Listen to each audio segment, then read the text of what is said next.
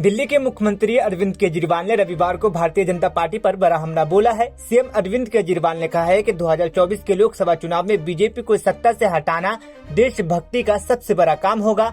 मुख्यमंत्री केजरीवाल ने बीजेपी पर 2 बार सत्ता में रहने के बावजूद देश को प्रगति की ओर ले जाने में विफल रहने का आरोप लगाया। आम आदमी पार्टी के राष्ट्रीय संयोजक ने अपने निर्वाचन क्षेत्र नई दिल्ली में पार्टी कार्यकर्ताओं को संबोधित करते हुए ये टिप्पणी की। सीएम अरविंद केजरीवाल ने कहा, आज हम देख रहे हैं कि देश में हर तरफ माहौल बेहद खराब हो गया है। इस तरह का ध्रुवीकरण समाज में पहले कभी नहीं देखा गया। इतनी लड़ाई, हिंसा, भ्रष्टाचार और लूटपाट कभी नहीं देखी गई। आपस में लोगों के लड़ाई झगड़े होने लगे हैं। एक व्हाट्सएप ग्रुप के अंदर, व्हाट्सएप ग्रुप तो छोड़ो, परिवारों के अंदर बाप और बेटे की लड़ाई हो जाती है।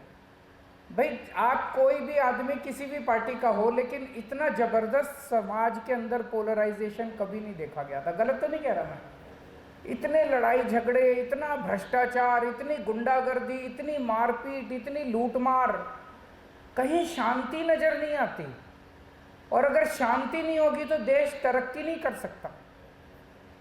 इस वक्त देश की हालत, और कोई तबका बता दो जो खुश हो इनसे, सारे दुखी हैं इन लोगों से। बेड़ा गर्क कर दिया इन्होंने, इकोनॉमी का बेड़ा गर्क कर दिया, सब चीज़ों का बेड़ा गर्क कर दिया। तो मुझे लगता है आज अगर सबसे बड़ी कोई देशभक्ति का काम हो सकता है तो वो एक ही है कि 2024 में इनको हटाओ। है कि नहीं है? 2024 में इनको हटाना सबसे बड़ी देशभक्ति का काम है। देश तभी तरक्की करेगा। इन्होंने जो निर्णय लिए कुछ समझ नहीं आता, ये क्यों निर्णय लेते हैं। ये निर्णय लेते हैं कि इनकी जगह कोई और निर्णय लेता है। आज सबसे बड़ी 3 समस्याएं हैं देश के सामने: महंगाई, बेरोजगारी और भ्रष्टाचार। और इन तीनों पे इन लोगों का कोई भी वो नहीं है। तो मेरा आप लोगों से निवेदन है कि अब हमें खूब मेहनत करनी पड़ेगी। अभी तक लोग कहते थे विकल्प नहीं है, अब इंडिया अलायंस को सब लोग विकल्प की तरह देख रहे हैं कि ये इंडिया अलायंस, जब से इंडिया अलायंस बना है, मेरे पास बहुत मैसेजेस आए, बहुत लोगों के संदेश आए कि इंडिया अलायंस अगर टिक गया और टिकेगा, अगर इंडिया अलायंस टिक गया तो 2024 में इनकी सरकार दोबारा नहीं बनने वाली। गृह मंत्री अमित शाह ने national cooperative for export limited के लोगो, वेबसाइट और ब्रोशर्स लॉन्च किए हैं। इसके साथ ही केंद्रीय मंत्री ने NCIL के सदस्यों को सदस्यता प्रमाण पत्र भी वितरित किए हैं। इस मौके पर केंद्रीय मंत्री पीयूष गोयल भी कार्यक्रम में मौजूद थे। मुनाफे का ध्यान न रखे, इस सारी चीजों में बरोबर इनके सभी कर्मचारियों की, अधिकारियों की, साइंटिस्टों की और मार्केटिंग के लोगों की नजर किसान में रहे, नजर मुनाफे में न रहे, ये हमारा लक्ष्य है। एक्सपोर्ट को बढ़ाना है तो खेत लेवल से, खेत के स्तर से, किसान के स्तर से इसका स्वभाव बनाना पड़ेगा। क्रॉप पैटर्न को चेंज करना पड़ेगा। एक ब्रांड, पैकेजिंग और मार्केटिंग की पूरी व्यवस्था किसान के मन में भी जागरूकता के साथ खड़ी करनी पड़ेगी। और ये व्यवस्था राष्ट्रीय निर्यात कोऑपरेटिव निर्यात लिमिटेड ने पूरी करनी पड़ेगी। तब जाकर हम सफलता के साथ हमारे 6 के 6 उद्देश्यों को आगे बढ़ा पाएंगे।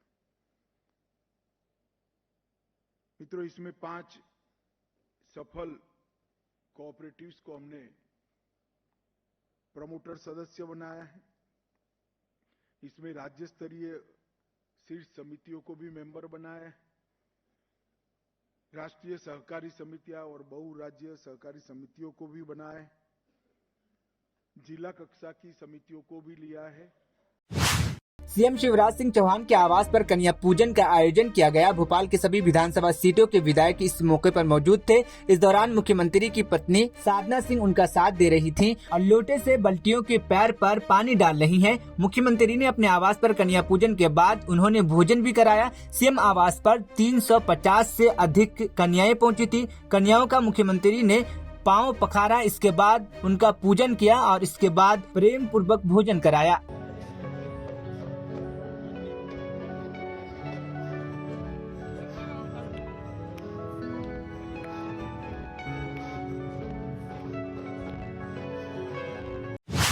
5 राज्यों में विधानसभा चुनाव को लेकर बिहार के डिप्टी सीएम तेजस्वी यादव ने बड़ा बयान देते हुए कहा है कि हर जगह बीजेपी की हार होगी। पटना से दिल्ली रवाना होते समय तेजस्वी यादव ने एयरपोर्ट पर मीडिया के सवालों का जवाब दे रहे थे। तेजस्वी ने कहा कि ये लोग घबराए हुए हैं। इस दौरान तेजस्वी ने बीजेपी और सीएम नीतीश कुमार की दोस्ती को लेकर किए गए सवाल पर भी प्रतिक्रिया दी। तेजस्वी यादव ने कहा कि जो बातें गंभीर नहीं है उस पर कोई टिप्पणी करने का मतलब ही नहीं बनता। कौन क्या कह रहा है और ये बात अभी चल रहा है, क्यों चल रहा है, बार बार बताने के बाद भी इस बात पर चर्चा हो रही है तो इसका कोई मतलब नहीं है। बीजेपी को हर चीज पर एतराज होगा। क्या वो चाहते हैं उसी हिसाब से जो है काम किया जाए। 5 राज्यों में क्या लगता है? 5 राज्यों में क्या लगता है? इंडिया बन गया है, 5 राज्यों में क्या होगा? वो आप सब लोगों को पता है क्या होना है। लोग घबराए हुए लोग हैं। बीजेपी की हार निश्चित है 5 राज्यों में। दिल्ली की हवा धीरे धीरे जहरीली होती जा रही है। दिल्ली में रविवार शाम वायु गुणवत्ता सूचांक बहुत खराब श्रेणी में दर्ज किया गया है। इसके बाद अरविंद केजरीवाल सरकार ने सोमवार को एक बैठक बुलाई है। बढ़ते प्रदूषण पर पर्यावरण मंत्री गोपाल राय ने कहा है कि दिल्ली में ठंड बढ़ने लगी है और हवा की गति भी कम हो गई है। इससे प्रदूषण में बढ़ोतरी हो सकती है। गोपाल राय ने कहा कि दिल्ली में रैप का दूसरा चरण लागू हो चुका है। उसको देखते हुए अब दिल्ली के अंदर ग्रैब का जो दूसरा चरण है उसको लागू कर दिया गया है। जितने ग्रैब के दूसरे चरण में जितने स्टेप हैं उसका दिल्ली के अंदर मजबूती के साथ इम्प्लीमेंटेशन हो, इसके लिए जितने संबंधित विभाग हैं उनके अधिकारियों को आज दिल्ली सचिवालय में उनकी मीटिंग बुलाई गई है, जिससे कि उसकी कार्ययोजना बनाई जाए और मजबूती के साथ ग्रैब के जो नियम हैं उनको दिल्ली के अंदर लागू किया जा सके, जिससे कि जो चूँकि मौसम तो अपने हाथ में नहीं है लेकिन जो सोर्सेज हैं उनको कंट्रोल किया जाए, जिससे कि जो सेहत पे असर पड़ता है वो कम से कम हो सके। देखिए, जो ग्रैब 2 का जो चरण होता है उसमें मुख्य तौर पर जो वाटर स्प्रिंकलिंग है, सफाई है, जो इस तरह के जो अभियान चल रहे थे उसको और तेज किया जाएगा। साथ ही साथ उसके तहत जैसे बसें हैं, मेट्रो है, उसकी फ्रीक्वेंसी बढ़ाने का उसमें प्रावधान है। साथ ही में जैसे पार्किंग शुल्क है उसको बढ़ाने का प्रावधान है, जिससे कि गाड़ियों जो है कम सड़क पर आएँ। उसके अलावा जैसे अब चूँकि ठंड बढ़ गई है तो ठंड बढ़ने का मतलब ये है कि अब धीरे धीरे लोग अलाव जलाना शुरू करेंगे। तो ग्रैब 2 के तहत जो RWA के लोग हैं वो अपने गार्ड्स को इनको जो है हीटर प्रोवाइड करें, जिससे कि वो अलाव जलाने की तरफ न जाएं।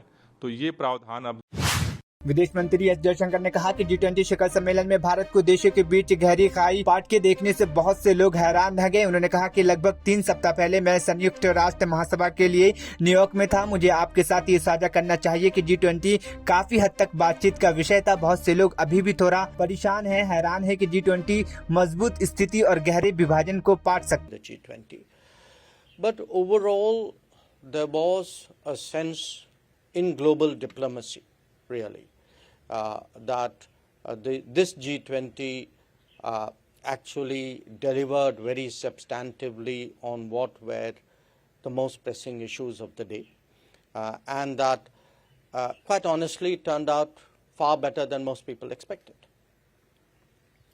Now that's the way the world saw it. I think ambassadors in particular have had the opportunity to travel around India. That was the way we engineered the G20 process.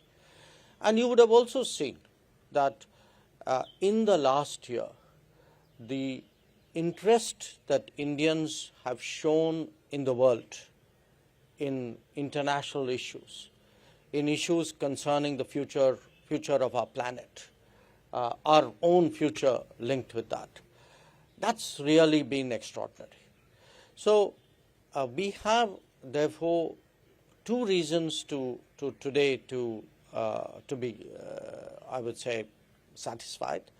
One, that in the totality of global diplomacy at a very difficult time in international politics, actually G20 was a big plus on the positive side of the global ledger.